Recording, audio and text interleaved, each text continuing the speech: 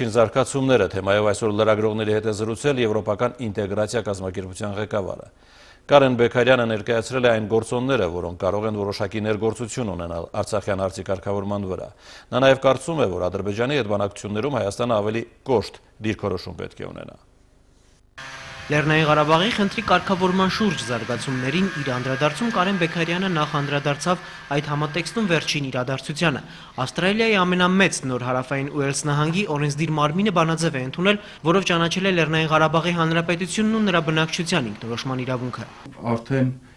ԶԼՄ-ներում նոր հայտնված լուրը պատտվում է որպես Ղարաբաղի ճանաչում, այսպես անունով նաև։ Ու իհարկե սա ամբողջ պետությունը չէ, պետք է հասկանանք, բայց իհարկե նաև մյուս կողմից սա զարգացում է իրադարձությունների եւ բավականին իր մեջ հետաքրքիր բան պարունակող։ Նման փաստաթղթի ընդունումը վերլուծաբանը համարում է օրինաչափություն եւ ներկայացնում է եվրոպական մի քանի երկրներում վերջերս սկիզբ առած գործընթացները, առանձնացնելով Շոտլանդիայում 2014 թվականին նախատեսվող անկախության հանրաքվեն։ Կարեն Բեքարյանը նշում է, որ քաղաքակիրթ աշխարհը թևակողում է նոր իրողություն։ Աշխարհը իր այս օրինակներով ցույց է տալիս, որ այն ժամանակաշրջանը, այն փուլերը, երբ կարելի էր ուղղակի խնդիրը փորձել լուծել հրասայլերով, արկերով, պատերազմով, այդ ամենը արդեն անցած փուլը, կա միջազգային ֆոն այսօր, որը էապես տարբերվում է անգամ 5 տարի առաջ եղած միջազգային ֆոնից։ Մեր շնորհքն է այս պարագայում կարողանալ այդ ֆոնի փոփոխությունը օգտագործել որպես հնարավորություն, որտեղ շատ լավ նաև հասկանում ենք, որ այդ փոփոխությունը իր հետ բերած հնարավորությունների իմաստով հեշտ պարտադիր չի, որ լինի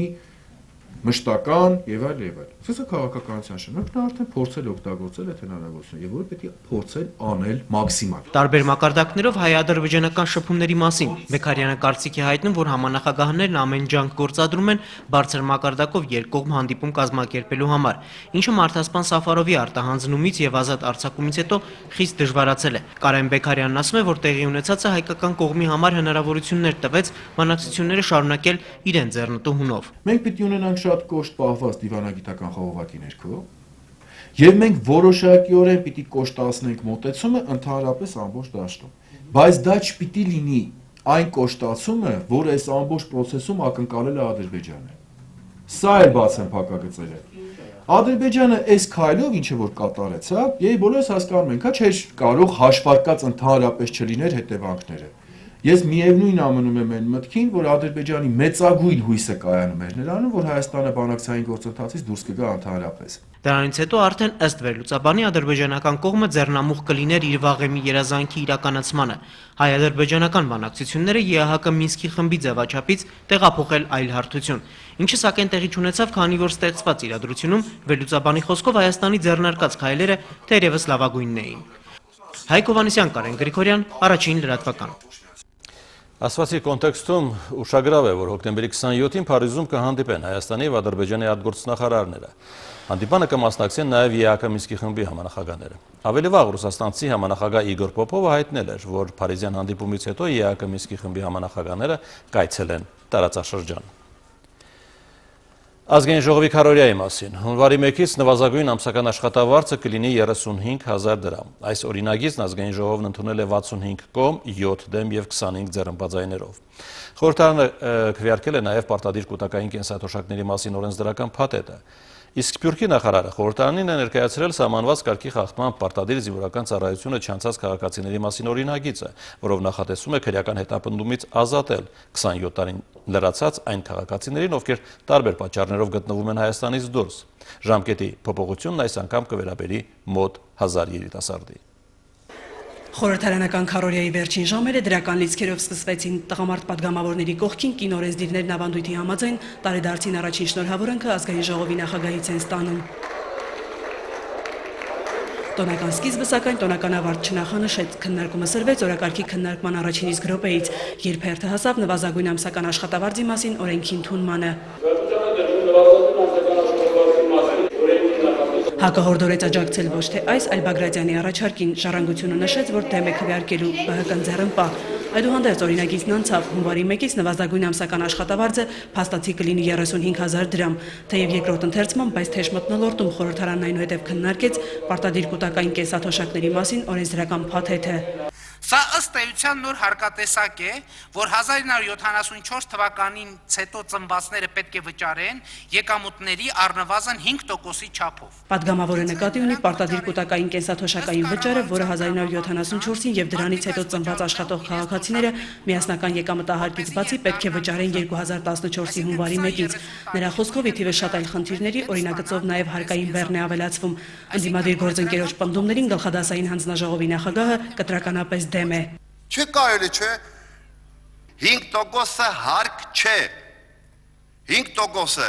քաղաքացու վճարն է, որը մենք վերցնում ենք հսկողության տակ,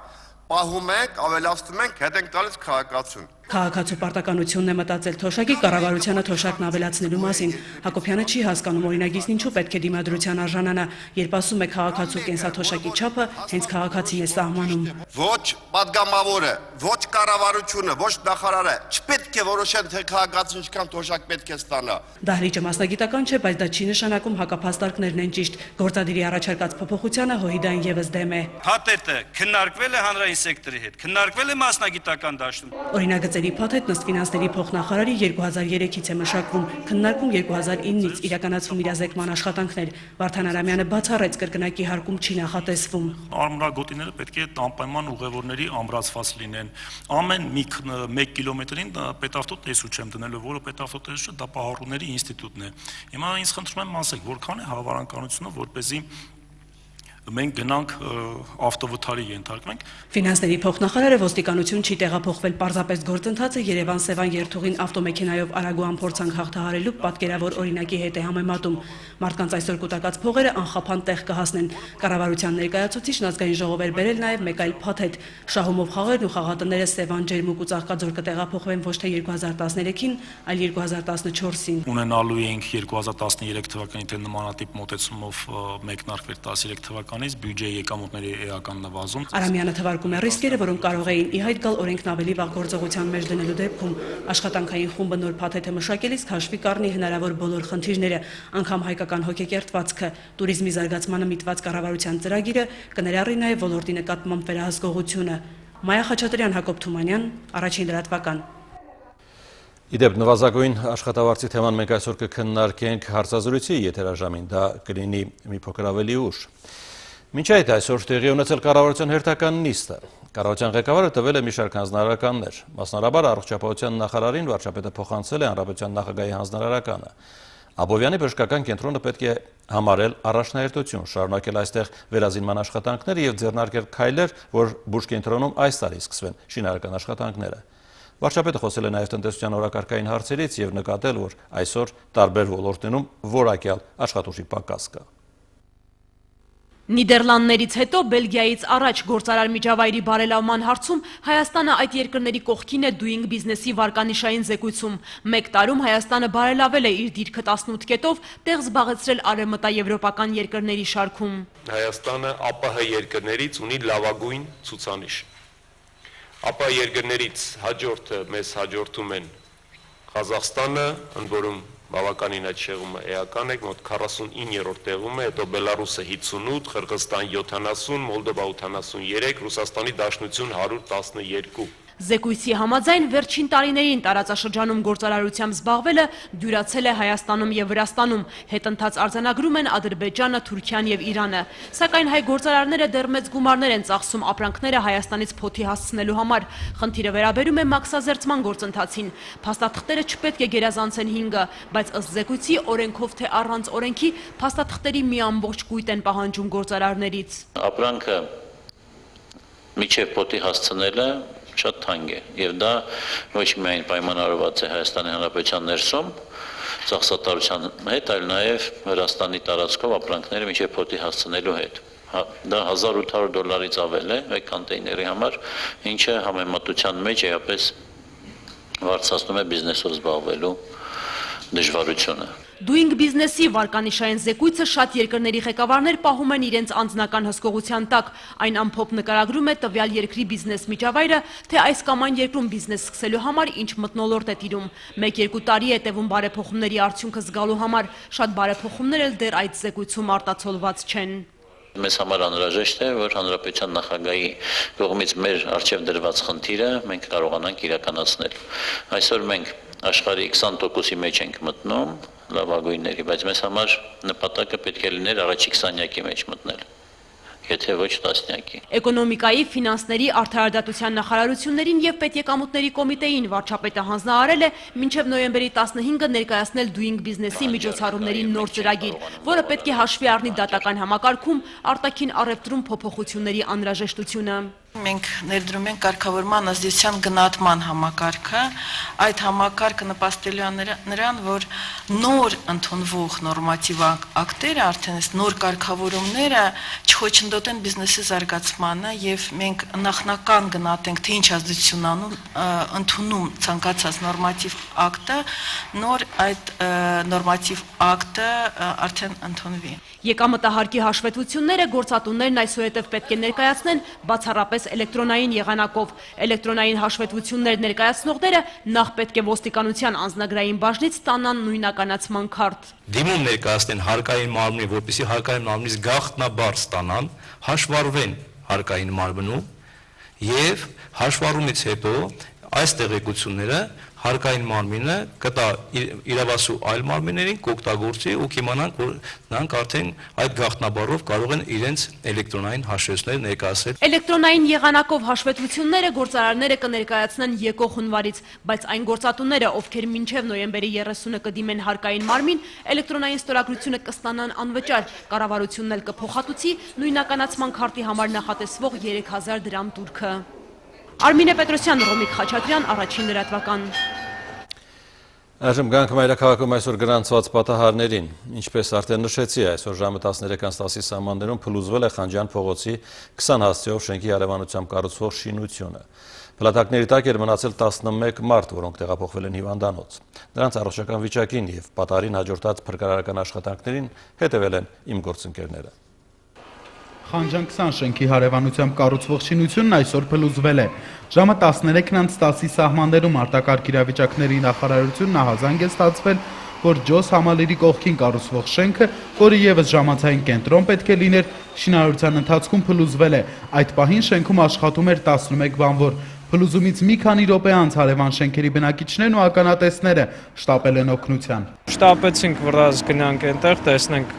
ում կհասցնենք օգնություն ցուցաբերենք։ Հենց առաջինին մենք զանգեցինք շտապ օգնություն, եկան միանգամից 5 րոպեում հասավ ստեղ շտապ օգնությունը տարան։ Ահազանգից րոպեներ անց շինհրապարակում էին նաև արտակարգ իրավիճակների նախարարության աշխատակիցները։ 11 տուժածներին փլատակներից դուրս բերելուց հետո տեղափոխել են Սուրբ Գրիգոր Լուսավորիչ բժշկական կենտրոն։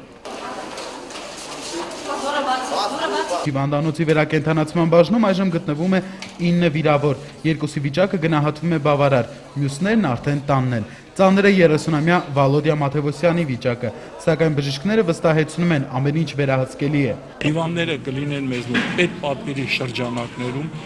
որևէ բանի կարիք կլինիկան չունի, ոչ դեղորայքի, ոչ կարինյութի, ոչ մի բան, բոլորը արվել են, հիվանդները կմնան մեզ մոտ, պետպատվիրի շրջանակներում կբուժվեն, մի քանի օր հետո երևի աստիճանաբար դուրս կգրվեն։ Փլուզման պատճառները դեռ հայտնի չեն, ամեն ինչ կպարզվի միայն մասնագիտական հատուկ փորձաքննությունից հետո։ Քանդված շենքի բոլոր շինաշխատողները Դդմաշեն գյուղից են։ Շինխմբի ղեկավարն այցելել է գործընկերներին ու նրանց վիճակը շատ ծանր չի գնահատում։ Լավ են, Շինարարական աշխատանքներն իրականացնում էր Չիլինգարյան դիզայն եւ կոնստրուկշն ընկերությունը, որի հետ կապվել այդպես էլ չհաջողվեց։ Քաղաքապետարանն էլ պնդում է, որ շինարարությունն անօրինական է, տեղի շինթույլտվության ժամկետը դեռ նախորդ տարի էր սպառվել։ Ընկերությունը տուգանվել էր եւ դադարեցրել էր աշխատանքները, իսկ վերսկսելու մասին չի տեղեկացրել քաղաքապետարանին։ Դեպքի կապակցությամբ էլ ոստիկանությունը քրեական գործ է հարուցել աշխատանքի անվտանգության կանոնները խախտելու 157-րդ հոդվածով, իսկ արդեն ավերակ շինհրապարակում մաքրման աշխատանքներ են ընթանում։ Տիգրան Դանիելյան, Սուսան Բադալյան, Էդգար Դավթյան եւ Տիգրան Բաբայան, առաջին լրատվական։ Արտակարգ մեկ այլ պատահարի մասին հաջորդ ահազանգ ստացվել է արտակարգ իրավիճակների նախարարություն այսօր ժամը 17:22-ին։ Դեպքը տեղի ունեցել Երևանի Սասնա Ծռեր փողոցի թիվ 2 հասցեում գտնվող նորակառույց շենքում։ Պոկվել է բարձարկի վերելակը, կա 2 զոհ եւ 2 վիրավոր։ Դեպքի վայր են մեկնել ճգնաժամային կառավարման կենտրոնի արտակարգ իրավիճակների արձագանքման եւ հատուկ փրկարարական ջոկատի հերթապախմբերը, ինչպես նաեւ մեկ մարտական հաշվարկ։ Տեղում պարզվել է, որ դեռևս չբացահայտված հանգամանքներում նորակառույց շենքի բեռնատար ինքնաշեն վերելակը, որը գրանցված չէ արտակարգ իրավիճակների նախարարության ռեեստրում եւ չի անցել փորձաքննություն, բեռներն իջեցնելու պահին պոկվել եւ ընկել է հորանը։ Շտաբօգնության աշխատակիցները վիրավորներ Խարիկ Եփրեմյանին եւ Գևորգ Սաֆարյանին տեղափոխել են Արմենիա հանրապետական բուժ կենտրոն։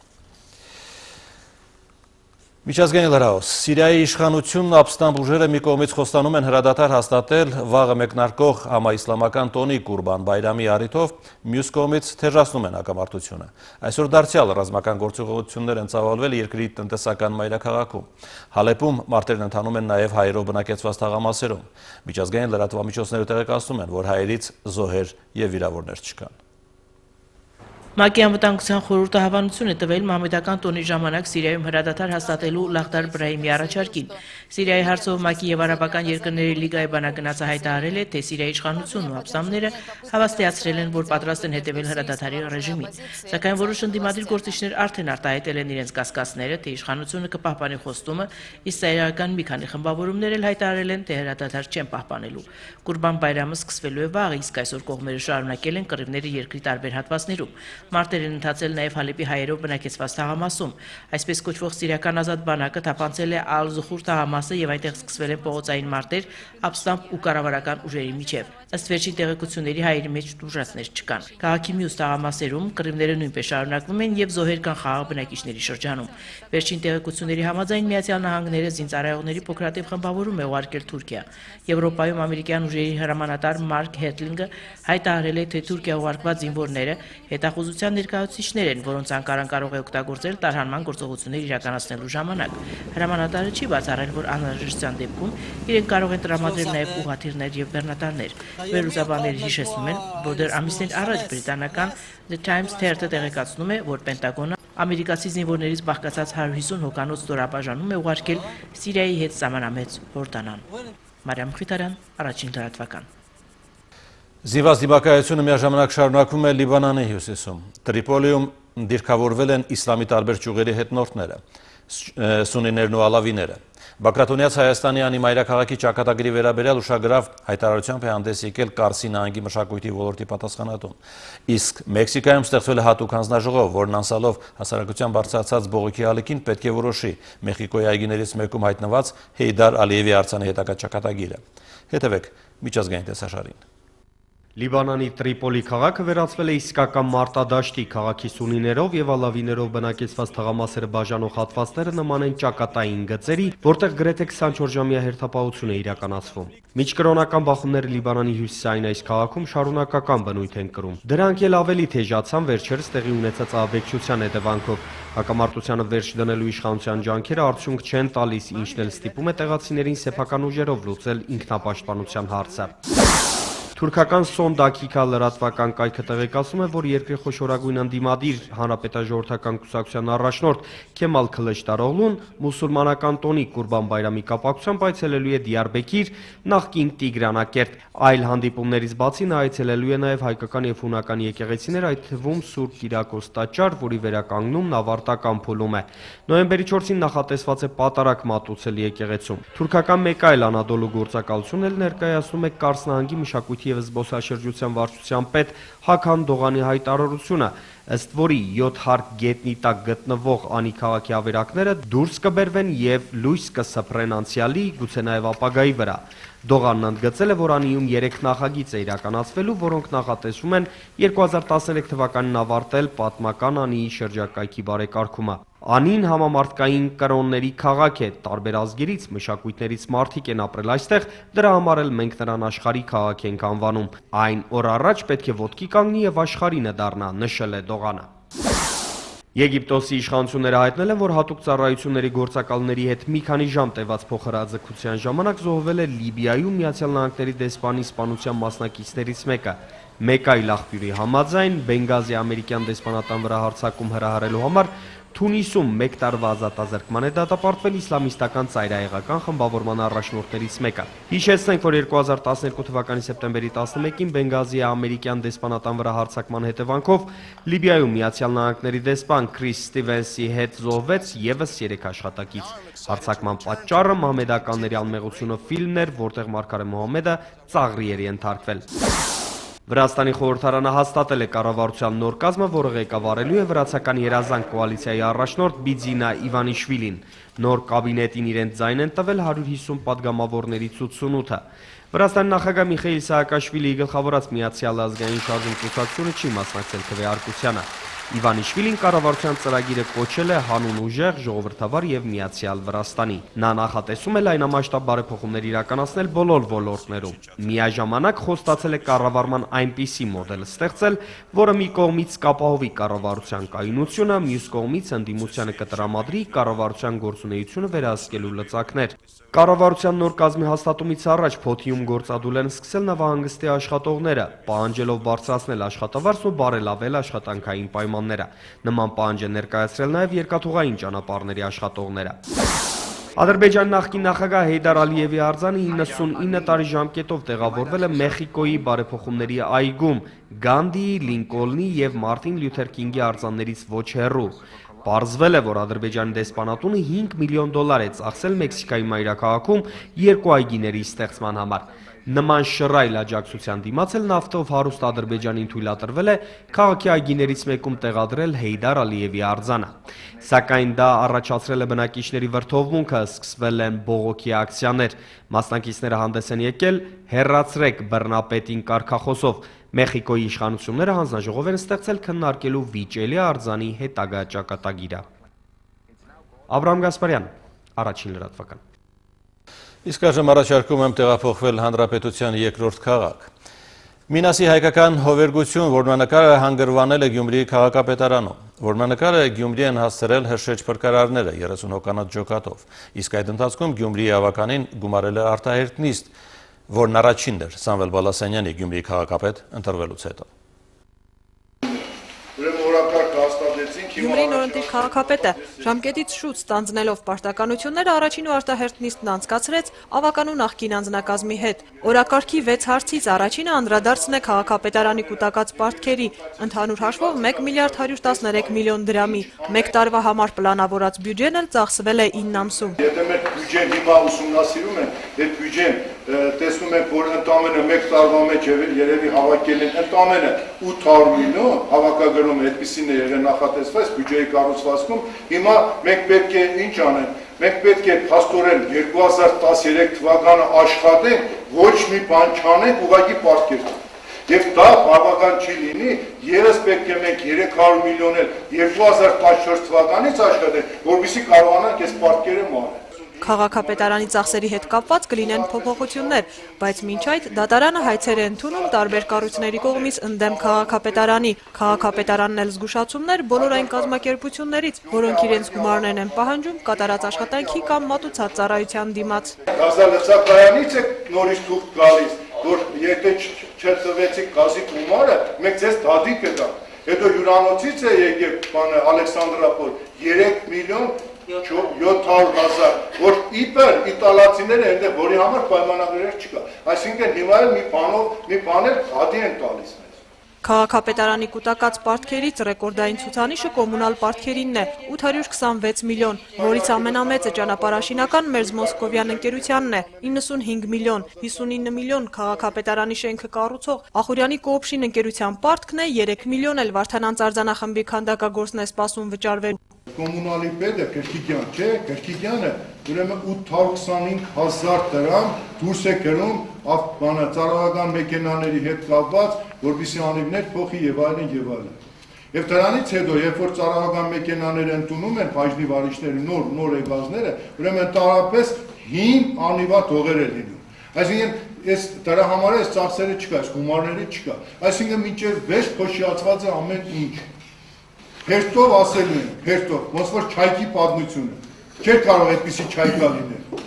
որ չձևակերպեն, տանեն, քանդեն ամեն ինչը, հետո տնեն, փչեն արդեն, որպեսզի տանեն հավաքեն,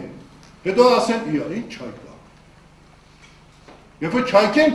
կապարակնքվում է համապատասխան բաժնի կողմից, վերցնում են կերնիկը, խանդում եւ տանում են։ Ոնց կարող է լինել այդպես։ Հոդվածներում ինչպիսի չարաշահումներ են կատարվել պարզելու համար նորընտիր քաղաքապետը նախկին ավականու անձնակազմին առաջարկեց հրավիրել փորձագետներ եւ աուդիտ կատարել։ Առաջարկն անցավ 0 կողմ, 2 ձեռնպահ եւ 6 դեմ քվեարկության արդյունքով։ Նույն առաջարկը Սամվել Բալասանյանը կանի նոյեմբեր ամսին արդեն նորընտիր ավականու անձնակազմին։ Մինչ քննարկվում են օրակարգի հաջորդ հարցերը, Մինասի հայկական հովերգությունը մաս առ մաս եւ մեծ դժվարությամբ Գյումրիի Հրշեջ փրկարար ծառայության 4 ջոկատ 30 փրկարարով փորձում են անվնաս տեղակայել Գյումրիի քաղաքապետարանի նիստերի դահլիճում։ Տեղափոխում իրենից ներկայացում է ակին մեծ վտանգավորություն, աշխատանքները փորձում են կատարել առավել անվտանգ։ Մինասի հովերգության ռեստավրացման գումարը 37 միլիոն դրամ է ըստ պայմանագրի եւ դեռ վճարված չէ 6 միլիոնը։ Հիմա 6 միլիոնի պարտք ունենք, 1 միլիոնը ես փոխանցեցի, որպեսզի կարողանային կազմակերպել տեղափոխման աշխատանքները, 5 միլիոն պարտք ենք մնացել, բայց հիմա օգնելու ենք, որպեսզի իրանք կարողանան բարձրացնել, ամրացնել։ 25 մետր երկարություն եւ 4.5 մետր լայնություն ունեցող ռեստավրացված հայկական հովերգության փոխադրման ամենամեծ խնդիրը ամենամեծ կտորն է, ինչը դեռ պահեստավորված է Ախուրյան գյուղի երկաթյա պահոցում։ Ամենաերևի կարևոր հատվածն է եւ կտեղափոխվի մի քանի օր հետո, հուսով եմ, որ երբ որ վերջացնեն ընդդեղի ամրակների պատրաստել է պատերին։ Մինասի որմնանկարը կամբողջանա եւ կզարդարի Գյումրիի քաղաքապետարանի նիստերի դահլիճն ավելի շուտ, քան կպարզվի քաղաքապետարանի 1 միլիարդից ավելի պարտքերի ճակատագիրը։ Աննա Մարտիկյան, Տարոն Բալոյան, Առաջին լրատվական։ Վերադառնալով մայրաքաղաքային թեմաներին, այսօր աշխատանքներն է ամփոփել գրական տապան 2012 փառատոնը։ Փառատոնը Երևանը գրքի համաշխարհային մայրաքաղաք հռչակելու ծրագրի նախագծերից մեկն է։ Այս տարի գրական տապանը բաժանվել էր 2 խորհրդանշական մասերի՝ պոեզիա եւ արձակ։ Ծրագրում ներառված էին քննարկումներ, ընթերցումներ, կլոր սեղաններ։ Այս տարի Հայաստան էին ժամանել ավելի քան 30 եվրոպացի մասնակիցներ, ովքեր ներկայացնում էին աշխարհի գրեթե 2 տասնյակ երկրների ժամանակակից գրականությունը։ Մասնակիցներն իրենց համար բացահայտեցին Հայաստանն իր պատմամշակութային ժառանգությամբ եւ գրական զարգացումներով։ Եվ պայմանի համաձայն գրելու են Հայաստանի մասին տարբեր ժանրերի ստեղծագործություններ, որոնք կմիավորվեն մեկ ժողովածուում եւ կներկայացվեն արդեն հաջորդ գրական տապանի ժամանակ։ Այս տարի մենք անցյալ տարվա համեմատությամբ շատ ավելի ակտիվ մասնակցություն ունեինք թե արտասահմանցի գրողների, թե հայաստանցի գրողների կողմից, ինչը միարժեքորեն վկայում է մի բանի մասին, որ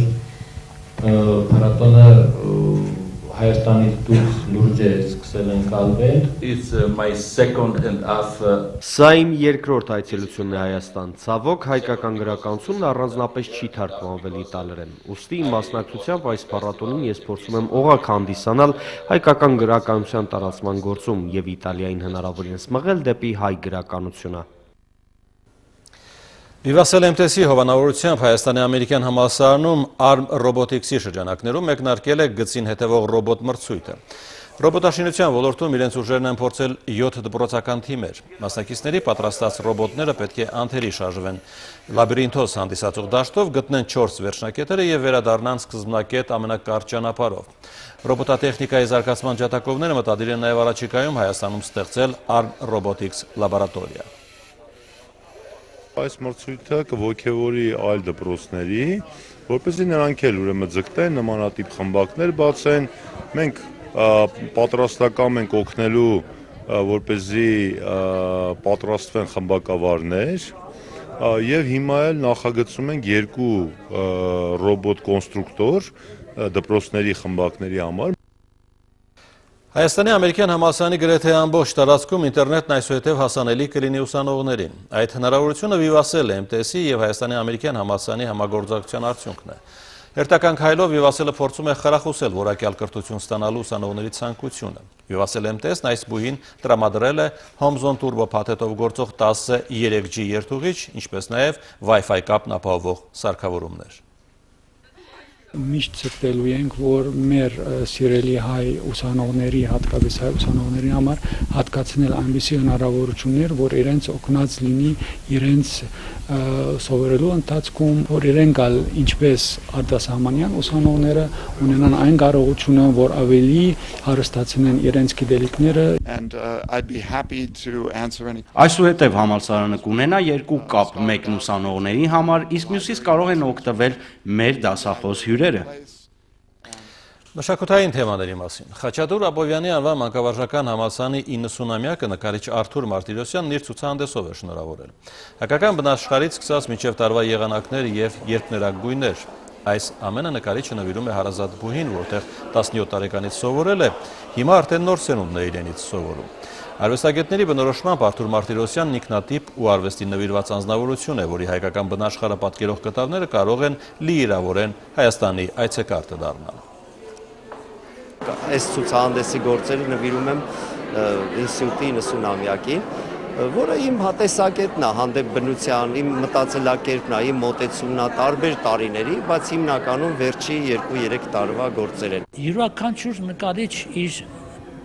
դիտակետն ունի, իր տեսակետն ունի բնությունը եւ իրականությունը արտահայտելու։ Արտուրի մոտ զարմանալիորեն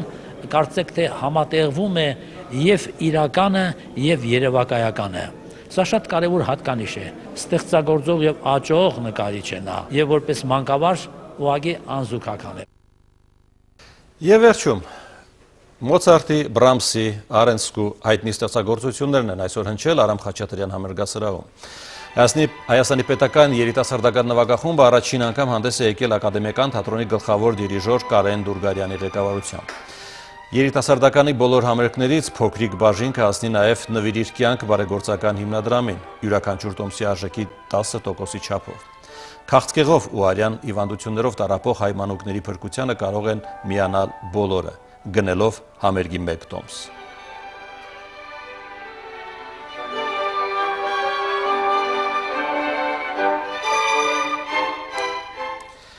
Դուք դիտում եք առաջինի գլխավոր թողարկումը, ես ձեզ հրաժեշտ չեմ տալիս, մենք տեսնում ենք ավելի ուշ